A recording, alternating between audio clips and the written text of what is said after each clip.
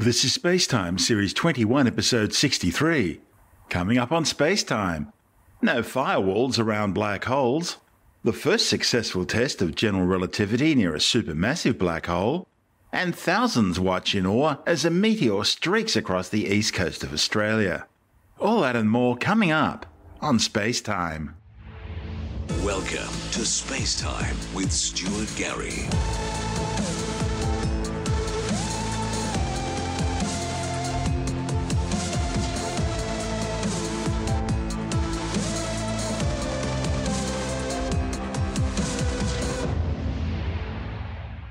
Scientists skeptical about a so-called black hole firewall hypothesis say their calculations have found a flaw in the firewall argument. Their findings, reported in the Journal of High Energy Physics, instead suggests that black holes, in reality, are little more than ever-growing balls of string energy. Black holes are singularities, points of infinite density in zero volume. They're created through the collapse or mergers of massive stars and at the centres of most, if not all, galaxies. Matter passing too close to a black hole can get caught up in its gravitational well. As material falls into a black hole, it forms or joins an accretion disk where it collides and is crushed, ripped, stretched and torn apart, releasing huge amounts of energy. Most of this debris then passes a point of no return called an event horizon, beyond which the escape velocity exceeds the speed of light. And since nothing can travel faster than the speed of light, nothing, not even light, can escape a black hole once it crosses the event horizon. Once beyond the event horizon, matter is spaghettified as it falls forever towards the singularity, a place where the laws of physics, as science understands them, breaks down. Some physicists have hypothesized that black holes are surrounded by a sort of firewall that would incinerate anything getting sucked into its powerful gravitational pull. However, Professor Samir Meteor from Ohio State University has been a strong opponent of this idea for years. Meteor's latest calculations have examined what would happen if an electron fell into a typical stellar mass black hole with, say, the mass of our Sun. He claims the probability of an electron hitting a photon from the black hole's radiation and burning up is virtually negligible, dropping even further if one considers much larger black holes. The new study builds on previous work by Meteor and colleagues back in 2004. It hypothesized that black holes are really like giant, messy balls of yarn, fuzzballs that gather more and more mass as new objects get sucked in. Meteor says that hypothesis resolved the famous black hole information paradox, outlined by Stephen Hawking in 1975. See, Hawking's research had concluded that particles entering a black hole can never leave, but that ran counter to the laws of quantum mechanics claiming that information can never be destroyed, creating the paradox.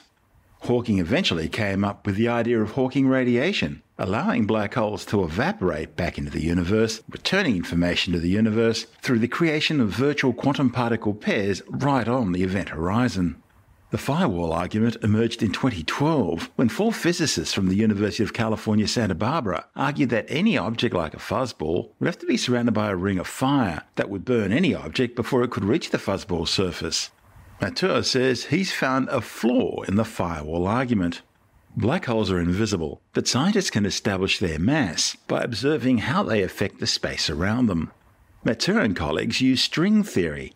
The idea is everything's made up of atoms, but atoms themselves are made up of smaller particles called the nucleus, which consists of protons and neutrons surrounded by a halo of electrons.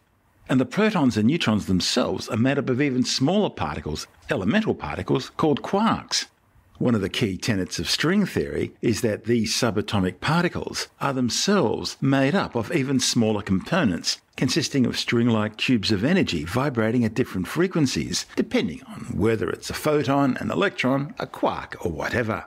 The belief is rooted in the marriage of quantum mechanics, which explains the universe at the subatomic level, and Albert Einstein's relativity theory, which explains the universe on cosmic scales. Being a firewall skeptic, Meteor says the question is, where does the black hole grab you? He thinks that as something approaches the event horizon, the fuzzball surface grows to meet it before it has a chance to reach the hottest part of the radiation. Meteor says this is the crucial finding of his work, which he believes invalidates the firewall argument. He says the firewall argument simply seems to be a quick way to prove that something falling through the event horizon burns up. But he insists his calculations show there can't be any such sort of quick argument, and what really happens can only be decided by detailed calculations in string theory. You're listening to SpaceTime. I'm Stuart Gary.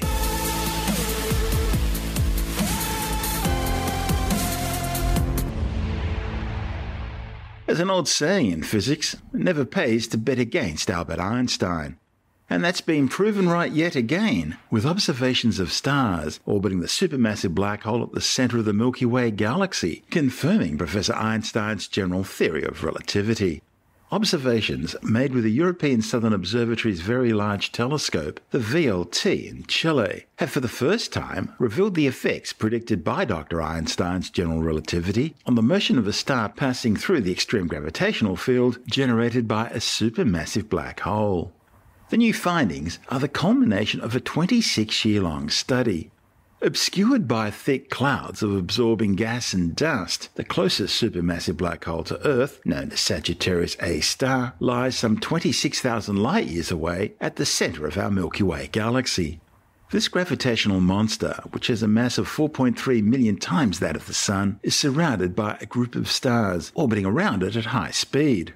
This extreme environment provides the strongest gravitational field in our galaxy, and it makes it the perfect place to explore gravitational physics, especially for a test of Professor Einstein's general theory of relativity. The new infrared observations using the VLT have allowed astronomers to follow one of these stars, known as S2, as it passed very close to the black hole in May 2018. S2 orbits the black hole every 16 years in a highly eccentric orbit. At its closest point, the star is less than 20 billion kilometres, or 120 astronomical units from the black hole, and moving at a speed in excess of 25 million kilometres an hour. That's some 8,000 kilometres per second, or 2.7% the speed of light. An astronomical unit is the average distance between the Earth and the Sun, about 150 million kilometres, or 8.3 light minutes. 120 astronomical units is about 4 times the distance from the Sun to Neptune. This distance corresponds to about 1,500 times the Schwarzschild radius of the black hole itself. A Schwarzschild radius usually refers to the radius of the event horizon surrounding a non-rotating black hole. However, in point of fact, it actually refers to the physical radius any object of a given mass would have if it were a black hole with its mass scrunched down to less than that radius. So, the Sun has a Schwarzschild radius of about 3 kilometres, and the Earth has one of just 9 millimetres. The authors compared their position and velocity measurements using the VLT with previous observations of S2 using other instruments, with the predictions of Newtonian gravity, general relativity, and other theories of gravity. The new results were shown to be inconsistent with Sir Isaac Newton's predictions, but in excellent agreement with the predictions of general relativity. The study's lead author, Reinhard Genzel from the Max Planck Institute in Germany, says while it's the second time his team were able to observe the passage of S2 around the black hole at the galactic centre, it's the first time they were able to study it in such unprecedented resolution thanks to the VLT, providing them with a unique opportunity to observe general relativistic effects. The new measurements clearly reveal an effect called gravitational redshift. Light from the star is stretched along a wavelength by the very strong gravitational field of the black hole. And the change in the wavelength of light from S2 agrees precisely with that predicted by Einstein's theory of general relativity. It's the first time that this deviation from the predictions of the simpler Newtonian theory of gravity have been observed in the motions of a star around a supermassive black hole. The authors use the VLT's Symphony instrument to measure the velocity of S2 towards and away from the Earth, and the gravity instrument in the VLT's interferometer to make extraordinarily precise measurements of the changing position of S2 in order to define the shape of its orbit. During the close passage, Genzel and colleagues were able to detect the faint glow around the black hole, allowing them to precisely follow the star on its orbit, ultimately leading to the detection of the gravitational redshift in the spectrum of S2. Redshift refers to how far elemental lines in a spectrum are shifted away from you due to the object receding from your point of view. So, over 100 years after he published his paper setting out the equations of general relativity, Einstein has been proven right once more, in a much more extreme laboratory than he could have ever possibly hoped to use. To find out more, Andrew Dunkley is speaking with Dr. Fred Watson, an astronomer with the Department of Science. Confirming relativity. This is a cataclysmic story of epic proportions. Yep, this is a story I've been following.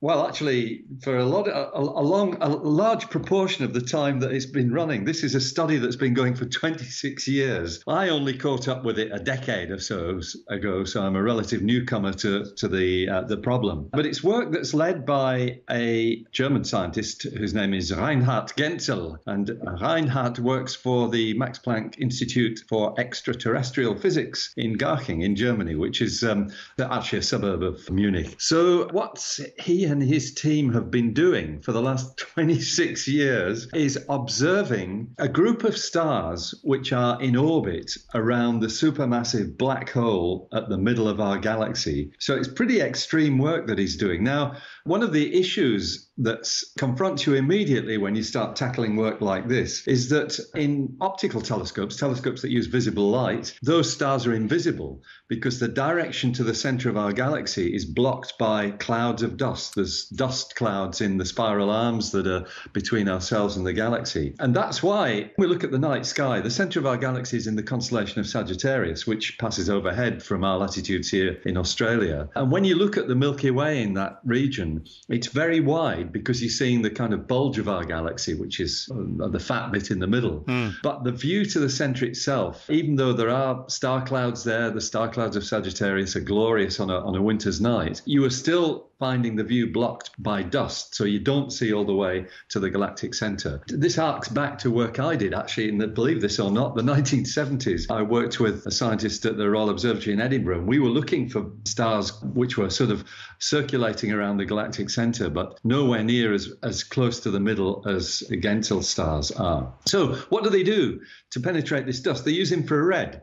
Oh, okay. I was thinking radio telescopes because they are able to do get past some of these blind spots, and there are massive numbers of blind spots. There are, yeah. So radio telescopes would also penetrate the dust, and that's how we know that the black hole is there, actually, because it emits radio emission. Stuff swirls into it. But you can't see stars with radio telescopes because they're radio quiet, but you can with infrared telescopes. And so this team has probed the dust clouds with infrared radiation and observed over a long period of time with very high accuracy this group of stars very close to the supermassive black hole. And what they've done over the 26 years is been able to plot the orbits of these stars as they circulate around the black hole. It's quite extraordinary stuff. When you watch a movie of it, it's like these sort of moths fluttering around, something that's not there because you can't see the black hole in the infrared. And in particular, they've looked at one star, which is the star that passes closest to the black hole. You would think that would have a special name. I always think it should be called Proxima Galactica. Oh, yes. Very good. Yeah. They should employ you. Yeah, they should. Because name things. Actually is called S2, which is to distinguish it from S3, S4, S5. Yep.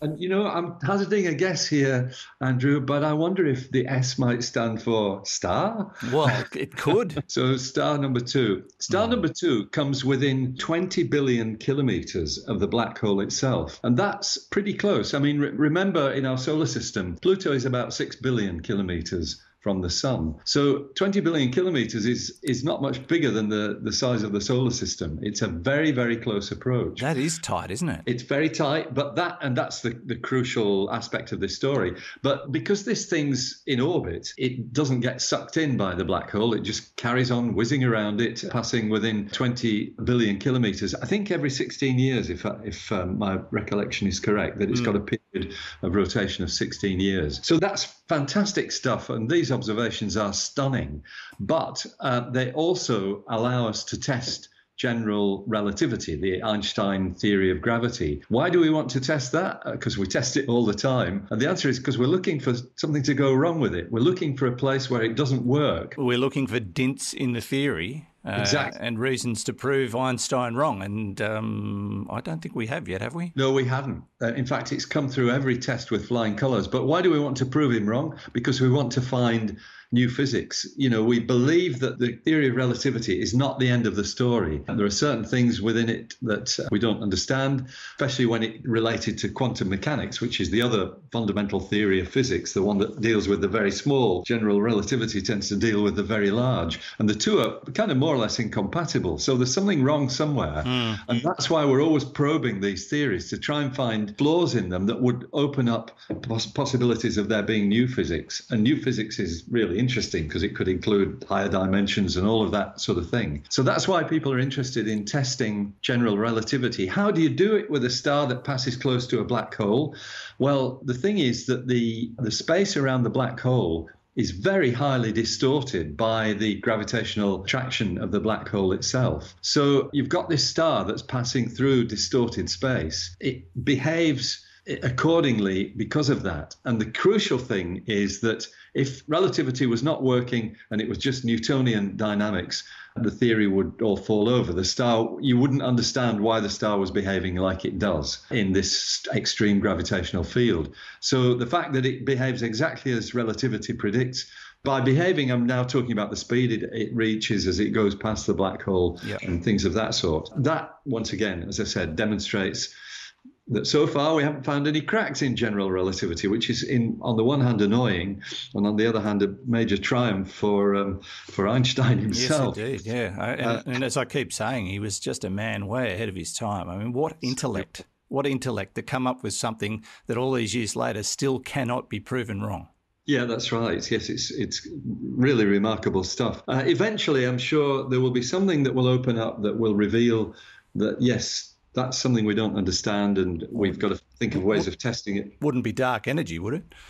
Well, dark energy is one of the problems that we don't understand. Yeah. Dark matter we understand better than dark energy. Dark matter is clearly some kind of species of subatomic particle that we haven't found yet. And so that's kind of down to the particle physicists with their colliders and things to get to the bottom of it. But dark energy and energy of space itself, we really don't have much in the way of clues for that. And relativity is probably going to be the road in that leads us to understand that. That's Dr. Fred Watson speaking with Andrew Dunkley on our sister program, Space Nuts. And this is SpaceTime. I'm Stuart Gary.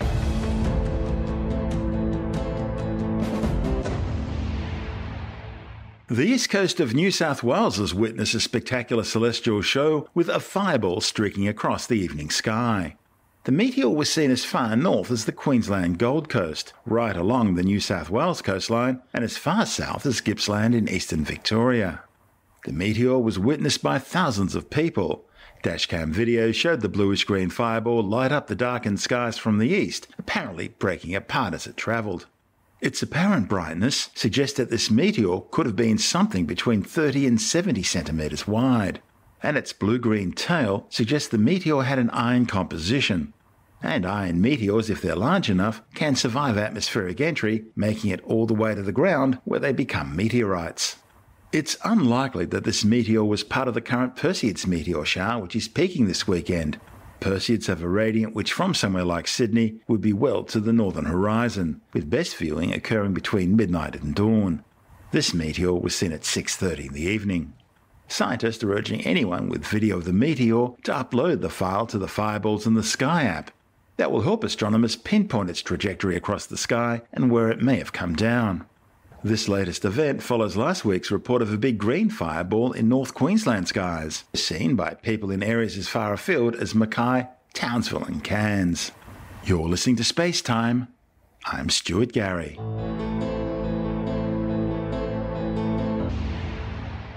Virgin Galactic spaceplane VSS Unity has carried out its third powered test flight.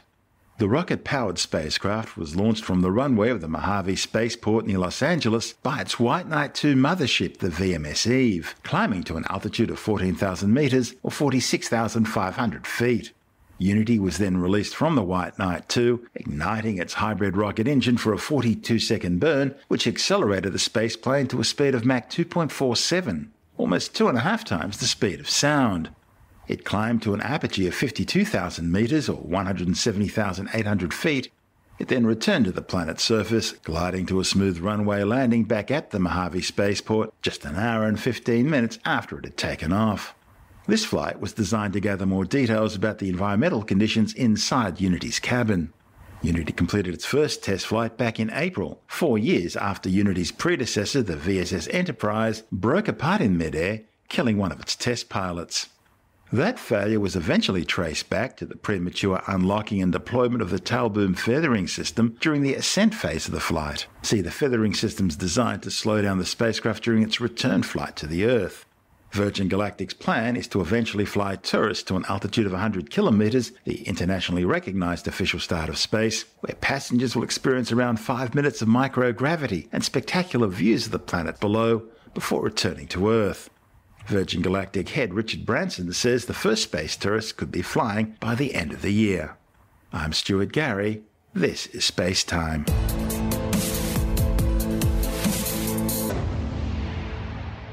SpaceX has successfully placed 10 more Iridium NEXT telecommunications satellites into orbit, just 3 days after launching its largest ever payload, the Telstar 19 Vantage. While the Telstar was launched from Cape Canaveral, the Iridium 7 mission blasted off from Space Launch Complex 4 at the Vandenberg Air Force Base in California. Both missions used the new Block 5 version of the Falcon 9 rocket. The Iridium 7 flight was launched in thick fog and in pre-dawn darkness. T-minus 15 seconds. Falcon 9 is configured for flight. 10, 9, 8, 7, 6, 5, 4, 3, 2, 1. Ignition. Liftoff of the Falcon 9. Vehicle is pushing down range. Stage 1 propulsion nominal. Avionics power and telemetry nominal. Falcon 9, leaving Earth under 1.7 million pounds of thrust. We're throttling the 9 Merlin engines right now as we get ready for the period of a maximum dynamic pressure as the vehicle goes supersonic. Vehicle is supersonic. Following its launch, and despite strong crosswinds and extremely rough seas, the Falcon 9 first stage successfully returned to the surface, landing aboard the drone ship, just read the instructions, which was positioned about 235 kilometres downrange in the North Pacific Ocean. SpaceX was less successful, however, in their attempt to recover the payload fairings as they parachuted back to the surface. The newly deployed satellites are part of an order of 81 Iridium NEXT satellites designed to replace the original Iridium constellation, which was launched back in the 1990s. Each of the new 860-kilogram spacecraft is based around the Thales Alenia Space Extended Lifetime bus, known as the Elite Bus 1000 platform, equipped with L-band transponders to communicate directly with customers' satellite phones and devices, and with Ka-band transponders to link directly to ground stations and cross-link to other satellites in the constellation. The flight was the penultimate mission for SpaceX's contract with Iridium, with a final launch placing the remaining 10 satellites in orbit expected to take place either in September or October. Its next launch, slated for next week, will deploy Indonesia's Telkom 4 telecommunications satellite. This is SpaceTime. I'm Stuart Gary.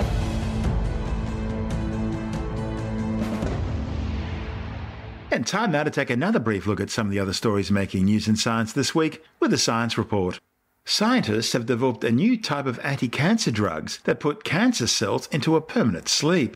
The new treatment, reported in the journal Nature, has none of the harmful side effects caused by conventional cancer therapies.